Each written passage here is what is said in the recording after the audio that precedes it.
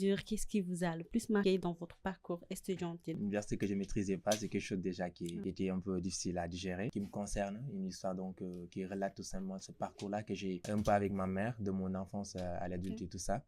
Mais aussi, c'est une histoire en fait universelle de maternelle que nous partageons tous parce que Kuchinek Amgayai, et voilà, et cette chose-là donc est universelle. Monsieur Samba, où est-ce qu'on peut se procurer votre livre, Les paroles du cœur? Parce que quand même, ça parle de choses très importantes, le lien entre mère et son enfant. Alors, où est-ce qu'on peut se procurer?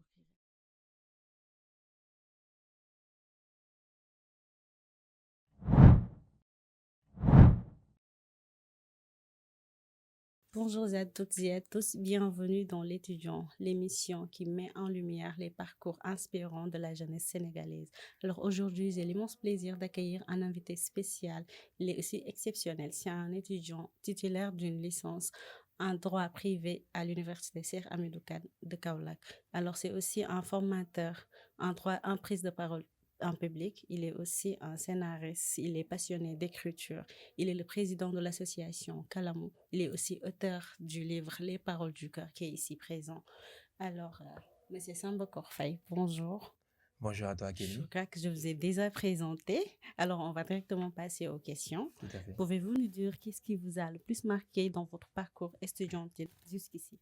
Alors, merci beaucoup, Cora. Merci déjà pour l'invitation. Donc, qu'est-ce qui m'a le plus inspiré dans mon parcours?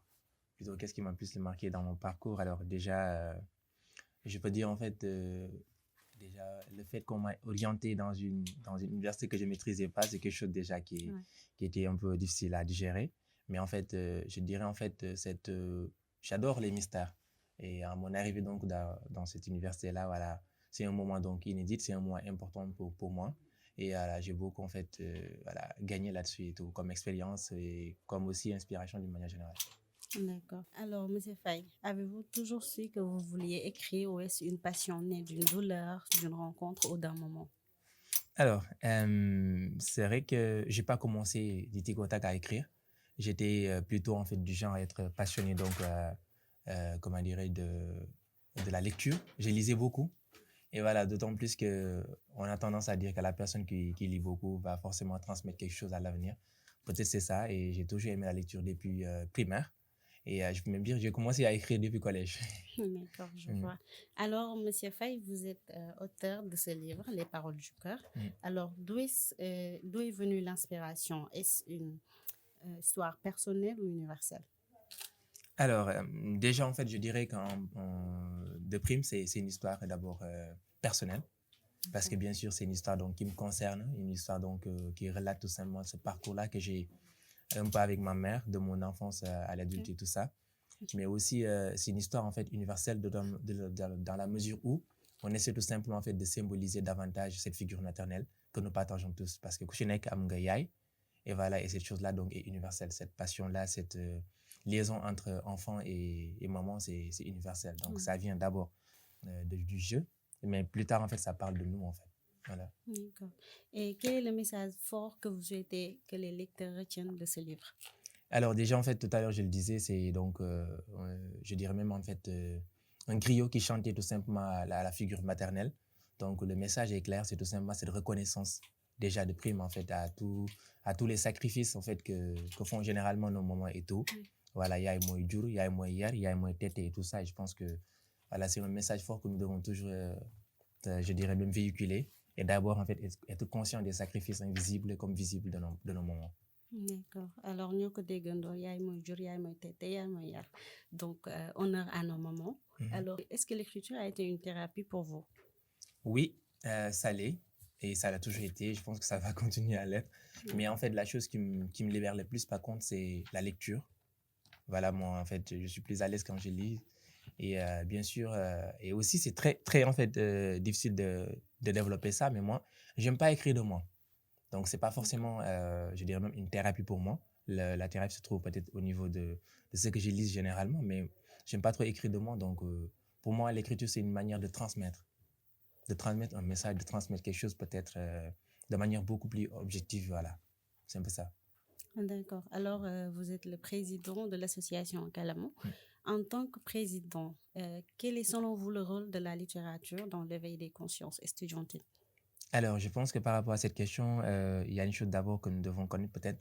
L'existence de l'association, c'est déjà, parce que Calamo, c'est une association qui a pour objectif de promouvoir la littérature d'une manière générale. D'accord. Et donc, de par là, l'objectif, c'est tout simplement d'être en fait, ou plutôt de permettre à ces personnes-là qu'on dise, parce qu'on a tendance à dire que les jeunes ne lisent plus. Oui. Moi, je pense que, bien sûr, les jeunes continuent à lire. C'est juste qu'ils n'ont pas trop d'alternatives, trop de possibilités pour en fait, ou plutôt, en fait, je dirais même les livres ne sont pas trop à leur portée. Donc, d'où la naissance de cette association a vu tout simplement de téléporter, entre guillemets, les livres vers la population ou bien vers ces personnes passionnées-là. Donc, oui, notre objectif, c'est de non seulement permettre aux passionnés de continuer à lire, mais aussi plus tard de pouvoir transmettre leurs connaissances. D'où notre slogan, grandir par la lecture, mais aussi s'élever par l'écriture. D'accord. Grandir par la lecture, célébrer par l'écriture. Ouais. D'accord. Alors, quelle action concrète Calamo mène-t-elle pour promouvoir la lecture et l'écriture parmi les jeunes? Oui, depuis notre création en mois de mai dernier, je veux dire en 2025, bien sûr, on est toujours en 2025. Oui. Mais en fait, l'objectif, c'est de mettre des activités concrètes en vue tout simplement de promouvoir la littérature. Déjà, il y a des activités comme des cafés livres que nous organisons presque chaque mois. Voilà, et au-delà des cafés livres, l'objectif des cafés livres, c'est tout simplement de faire une lecture partagée, ensuite de discuter sur les types de lecture, mais aussi de parler sur les ouvrages d'une manière générale. Et aussi, il y a en fait des concours d'écriture qu'on a organisés, concours d'écriture Calamo, qui a eu un succès, qui a eu véritablement un succès. D'ailleurs, c'était un concours national. Et ensuite, il y a aussi des activités comme des prises de parole en public, des masterclass, et aussi en fait des ciné in book, dont l'objectif c'est de faire une projection de vidéos des ouvrages qui ont déjà une adaptation cinématographique ou bien théâtrale. Et il y en a d'autres, hein, il y en a pas mal d'activités. Et voilà, on est cette année-ci, on a beaucoup d'activités cette année-ci en tout cas, afin tout simplement de permettre à ces passionnés-là, voilà, certes de continuer à se familiariser avec cette passion, mais aussi de se divertir davantage. D'accord, je vois. Et pensez-vous que la littérature sénégalaise aujourd'hui est suffisamment valorisée au sein des universités? Naturellement, de façon très directe, je dirais non. Non. Parce que qui parle de littérature parle de l'écriture. Oui. Parce qu'il faut que d'abord qu'il y ait un texte pour qu'on puisse parler. Maintenant, on fait de lecture. Et malheureusement, ici, en fait, bien sûr, les gens écrivent, écrivent du moins, mais il n'y a pas trop d'alternatives, il n'y a pas trop de possibilités pour qu'en fait, ces écrits-là puissent téléporter. Donc, en matière, en fait, de l'édition, en fait, c'est trop compliqué. Il n'y a pas d'information, c'est trop difficile. Pour écrire un livre, c'est tout un problème. Et aussi, franchement, on ne nous aide pas par rapport à cette, je dirais même, promotion-là. Et c'est trop difficile, je dirais d'une manière générale, que le Sénégal est beaucoup trop en arrière pour la promotion en fait, de la littérature. D'accord. Et selon vous, comment peut-on inciter davantage de jeunes à s'exprimer à travers l'écriture? Alors, déjà, peut-être faire comme nous, Ender, c'est-à-dire en fait de mettre en avant tout simplement en fait, des possibilités, en fait, permettre les gens de venir. Parce que la fois passée, on a eu un peu d'échange avec le directeur du livre et la lecture, et par ricochet, donc le secrétaire d'État en fait, du ministre. Et la rencontre, c'était autour tout simplement de comment faire pour promouvoir la lecture, ou plutôt mettre en fait la lecture au service de la population. Moi, je pense qu'il parlait de l'édition tout, mais je pense que la première chose, c'est que chaque passionné se dit tout simplement que je suis acteur pour la promotion, je suis l'ambassadeur de la lecture ou bien de la littérature. D'où en fait l'importance de la création de notre association pour dire que voilà notre acte, pour dire voilà, ça, on doit tout simplement en fait promouvoir cela, etc. etc.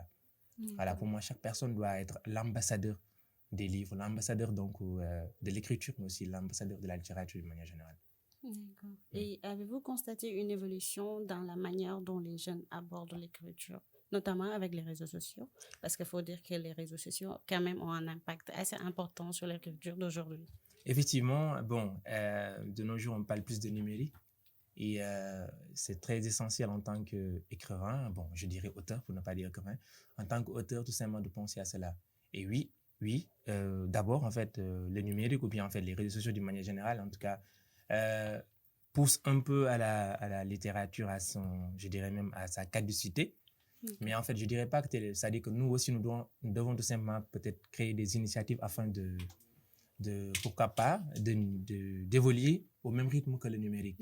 Mais tout sauf Wattpad, parce que moi, je déconseille tout le temps, en fait, à mes collègues de ne pas utiliser Wattpad parce que Wattpad, il y a quand même des Wattpadiens qui t'écoutent, hein? Ouais, mais de toute façon, moi, parce que j'ai été un peu Wattpadien, comme tu dis, de prime, parce que j'ai commencé par quel âge, je me rappelle bien, j'ai je dirais pas ouvrage, mais 3 récits que j'ai eu à publier sur Wattpad autant. Mais il y a un sage qui m'avait dit, c'était un professeur de français qui m'avait catégoriquement interdit de fréquenter en fait Wattpad. Et j'ai compris plus tard les raisons pour lesquelles. Déjà, pour moi, en fait, Wattpad, il n'y a pas de contenu. Et ce qui est plus important dans tout ça, c'est qu'en fait, dans Wattpad, on écrit du n'importe quoi.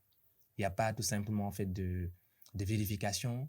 Parce que oui, quand tu écris un ouvrage, plus tard, on peut dire, voilà, cet ouvrage-là est censuré. Donc, on peut regarder si cet ouvrage-là, en fait, touche un peu les bonnes mœurs et tout ça. Ouais. Mais dans Wattpad, on écrit du n'importe quoi. Donc, si on se focalise trop sur là, en fait, on peut dire qu'il n'y a pas trop de sensibilisation, il n'y a pas trop de protection pour les gens, en fait, qui lisent ça. Et disons aussi, ni de recherche assez poussée quand même. Totalement. D'accord. Alors, bon, lisez, en fait du vrai contenu. Ok. Voilà. Et quels sont les auteurs ou œuvres littéraires qui vous ont le plus marqué? Alors, en tant que Sénégalais, j'ai envie de dire, et peut-être petit de Léopold, entre guillemets, j'ai envie de dire Léopold Sédar Senghor, bien sûr. D'accord. Mais en fait, il y a une personne qui m'a particulièrement marqué en Afrique, c'est Ousmane Sembène. D'accord. Ouais, j'adore ses écrits et j'adore aussi son implication avec l'écriture et le cinéma. Voilà, c'est une personne que j'adore lire. D'accord. Voilà. Ok. Et pensez-vous que la littérature peut être un outil de transformation sociale au Sénégal? Ouais, je pense que c'est très naturel de dire oui, parce que la littérature, pour moi, c'est tout. Pour évoluer catégoriquement dans le milieu artistique, il faut être un bon littéraire. Par exemple, si je prends l'exemple des musiciens, ils ont besoin d'un bon texte, bien travaillé. Et ça, c'est la littérature. On ne peut pas dissocier ces deux-là, c'est de la littérature. Donc, effectivement, la littérature est un outil, excusez-moi, très essentiel pour la promotion ou bien le développement du Sénégal, mais aussi pour la culture sénégalaise et africaine. D'accord. Alors, M. Faye, on va encore parler de Calamo avant de parler de cinéma. Quels sont les projets littéraires à venir au sein de Calamo? Alors, déjà, très récemment, on a fait un tour parce qu'il y a un concept qu'on a très récemment développé, c'est Calamo Tour. L'objectif, c'est de faire en fait le tour des différentes villes qui regroupent le Sénégal. On est parti à Dakar et plus tard, on va partir à Saint-Louis. Pourquoi pas en Casamance avec vous? Ouais. Pourquoi pas? C'est ça, Et l'objectif, c'est ça. Donc, l'objectif, c'est de téléporter, comme j'ai dit l'habitude, il faut parfois téléporter les livres vers la population, pourquoi pas? Et ça fait partie de nos objectifs. Et aussi, en fait, organiser davantage de cafés-livres, mais cette fois-ci, les faire en fait au niveau des établissements publics. D'accord. Voilà. Et il y en a pas mal, il y en a d'autres activités, beaucoup, beaucoup, beaucoup. Cette année-ci, on va vraiment battre le record. Inch'Allah. En tout cas, on vous le souhaite vivement. Merci. Et M. Faye, là, on va parler de cinéma, on va parler d'écriture scénaristique. Alors, qu'est-ce qui vous a donné envie de vous lancer dans l'écriture scénaristique? Bon, il y a de cela, en fait, des années, je pense, plus exactement, c'était en 2019, je pense, en 2018, 2019, quelque chose comme ça. Et je suis très content de le dire, il y avait un gars, il s'appelle Alassane Alisco. Il m'avait sollicité pour me dire que voilà, frère, et c'était au lycée Valdiodio. Je vois que tu fais en fait des trucs cool et tout. Je sais pas si je faisais des trucs cool. Et il m'a dit, voilà, j'ai une vision. Pourquoi pas on essaie de faire une maison de production, entre guillemets. C'était très ambitieux dans le part et tout. Et l'objectif, c'était tout simplement de réaliser des petits, je dirais pas films, hein, des petites vidéos, quelque chose comme ça, des petites vidéos dans l'objectif de sensibiliser. Je me rappelle bien, le premier projet que j'ai écrit, c'était Coach le Fou. L'objectif, c'est de traduire un peu les citations de Coach Barma, qui est des citations Wolof, en des scénarios.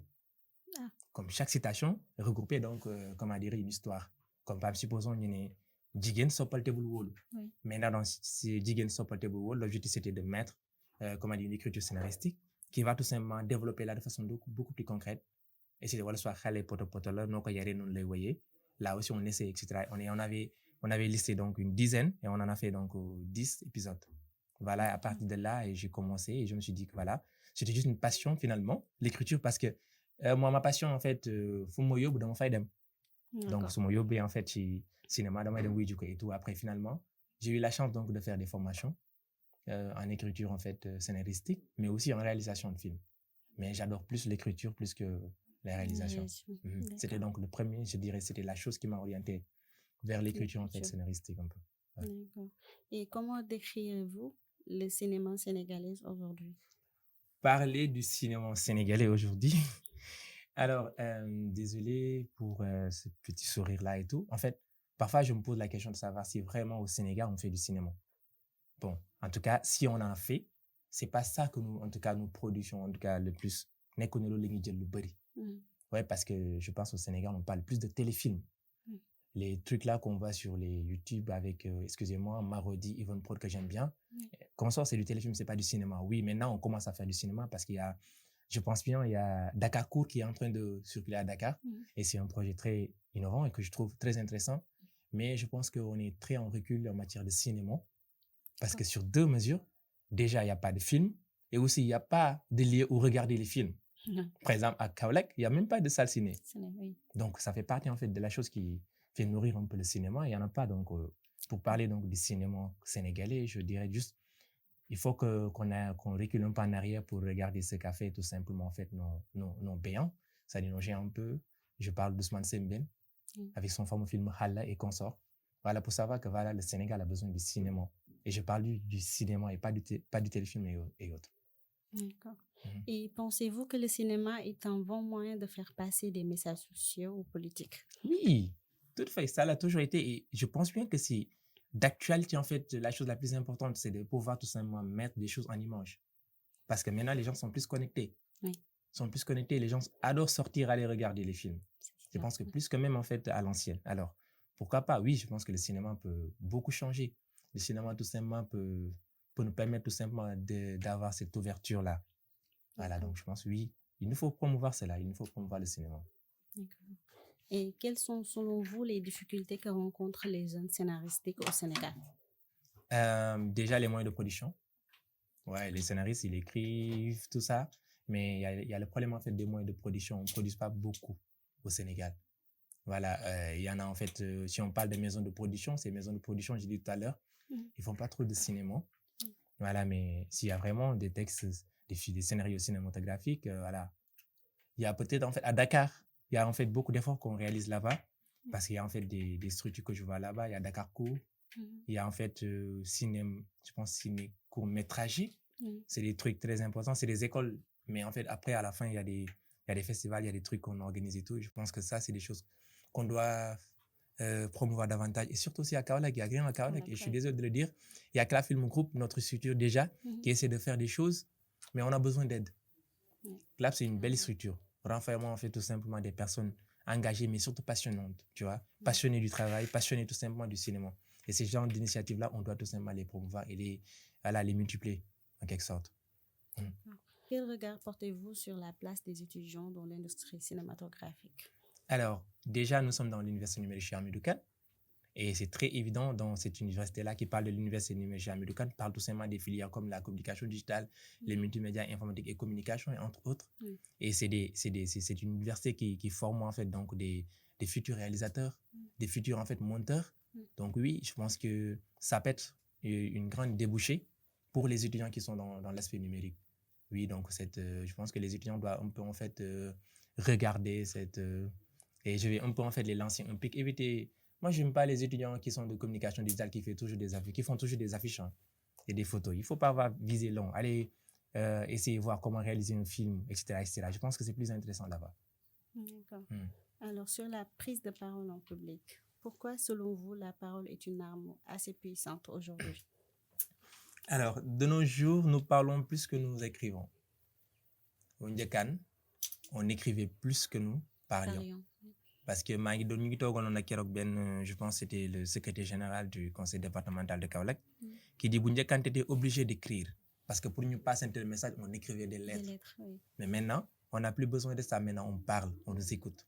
Donc, je pense que s'il y a cette situation-là qui s'expose, l'individu, en tout cas, que ce soit le moment de média CAF, mon étudiant, mon professionnel, cet individu-là a besoin tout simplement, cette personne-là a besoin des notions de la prise de parole en public, a besoin tout simplement de développer cela en lui. D'où l'importance de la prise de parole en public. D'accord. Alors, quel conseil donneriez-vous à un jeune qui veut s'exprimer mais qui n'ose pas prendre la parole? Alors, là, papa, je l'ai dit, tant que vous avez une chose à dire et un micro, vous êtes dans l'obligation de parler. Il n'y a rien qui vous empêche de parler. Parlez, même si vous buguez. Parlez, même si vous tâtonnez. Parlez. L'essentiel, c'est de parler. Et comme on dit, c'est en forgeant qu'on devient forgeron. Et petit à petit, l'oiseau fait son nid. Alors, osez prendre la parole. Parce que pour prendre la parole, pour moi, en fait, il faut les trois choses très essentielles. Il faut d'abord ce qu'on veut dire, pourquoi nous voulons la dire et comment la dire. Donc, si vous avez un message très important à passer, prenez la parole, les gars. D'accord. Alors, osez prendre la parole quand même. Monsieur Faye, alors nous aimerions savoir quel regard portez-vous sur la jeunesse sénégalaise actuellement? Manque-t-elle de repères ou d'audace? Je dirais mon côté. Oui, je pense que notre jeunesse manque de repères. Ça fait partie des choses fondamentales. Mhm. Mais l'audace, je m'explique après plus tard. L'audace, oui, je pense que les Sénégalais sont audacieux. En tout cas, la jeunesse sénégalaise est très audacieuse, très ambitieuse. Maintenant, le problème, c'est qu'on manque de repères et on manque en fait d'opportunités. Ça, c'est vrai. Moi, je ne suis pas dans les gens qui disent que voilà, la jeunesse sénégalaise est fainéante. Non. Cette jeunesse-là est très engagée, très ambitieuse. Cette jeunesse-là sait en fait ce qu'elle veut, vraiment. Maintenant, ce qui manque, c'est les repères. Oui, on n'a pas trop de repères parce qu'on oublie d'où nous venons. Moi, je pense qu'il y a les repères qui sont là. Il y a les repères, je dirais, historiques. Il y a les repères en fait culturels. Il y a les repères en fait religieux. Tey jii nii ku wax par exemple Mame Cheikh Ibrahima Fall repère la. Repère la. Ku wax tey jii nii en fait Baye Niass repère la. Serigne Touba repère la. Mame El Hadji Malick repère la. C'est des gens si yoo xam ne dañ ñoo mës a cultiver si jom fulla fayda. C'est pour cela que j'adore bien en fait le style de l'honorable Pape Djibril Fall qui dit xam-xam yitte yar ak teggin. Je pense que loolu rek moo ñu xaw a manqué tuuti et plus en fait d'opportunités et dans ce cas on parlerait plus de voilà de Sénégal, un Sénégal voilà bu raw yeneen réew yëpp incha allah. Inch'Allah. Alors, Monsieur Samba, si vous aviez un micro devant vous, devant toute une jeunesse africaine aujourd'hui, que leur diriez-vous en une seule phrase? En une seule phrase, je dirais ce que disait Martin Luther King, I have a dream. J'ai un rêve. Et le rêve, c'est simple. C'est que le Sénégal soit le plus grand pays du monde. Et on peut le faire. Pourquoi pas? On est juste 18 millions. Oui, ça c'est sûr. Ouais. Alors, Monsieur Samba, où est-ce qu'on peut se procurer votre livre, Les Paroles du cœur? Parce que quand même, ça parle de choses très importantes, le lien entre mère et son enfant. Alors, où est-ce qu'on peut se procurer ce livre? Alors, si vous avez besoin de me lire, oui, de voyager en fait de façon très poétique à travers cet ouvrage qu'on a dénommé Les Paroles du cœur, vous pouvez tout simplement me contacter à travers mon numéro à 78 468 1711. Ou même en fait peut-être se rapprocher des personnes qui me connaissent. Ou même en fait il y a un lien qui circule. Si vous passez par le lien là, il y a un lien qui s'appelle Sénégal Ndiaye magasin. Si vous tapez là-bas, vous allez voir l'ouvrage. Il y a aussi sur Amazon pour les personnes qui sont de l'extérieur. D'accord. Alors, Nyoko Degendo, soit vous l'appelez ou est-ce que vous vous rapprochez des gens qui sont proches de lui ou vous passez directement par ce lien. Merci beaucoup à vous, M. Sambako. C'est moi qui vous remercie. D'avoir accepté notre invitation quand même. C'est pas chose facile. Donc, merci beaucoup. Merci à vous. Et n'hésitez pas, chers followers, dem len ci suñu page bi nga xamné modi Kaolack Plus, ngeen dem abonner, liker et partager. Merci beaucoup et à la prochaine. Abonnez-len, likez-len Kaolack Plus. C'est ça.